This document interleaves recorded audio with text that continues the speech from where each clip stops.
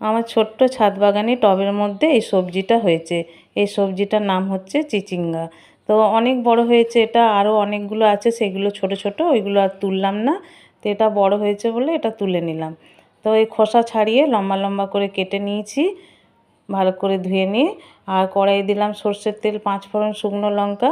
তারপর সবজিটা কেটে ধুয়ে রাখা সবজিটা দিয়ে দিলাম, একটু হলুদ দিয়ে নাড়াচাড়া করে তারপর দিয়ে দিলাম স্বাদ মতো লবণ। আর এতে একটু চিনি দিলেও আরও বেশ ভালো হবে, তো আমি এটা চিনি ছাড়াই করছি, আমি চিনি দেবো না।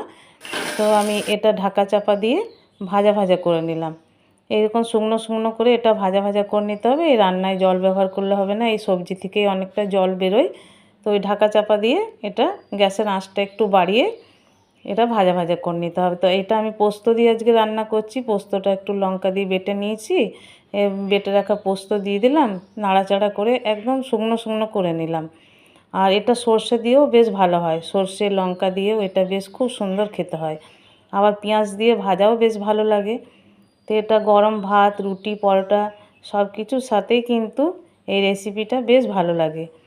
আর খেতে খুব সুন্দর হয়েছিল, গরম ভাতের সাথে খেতে কিন্তু বেশ ভালোই লাগলো। তো আমার আজকে রেসিপিটা কেমন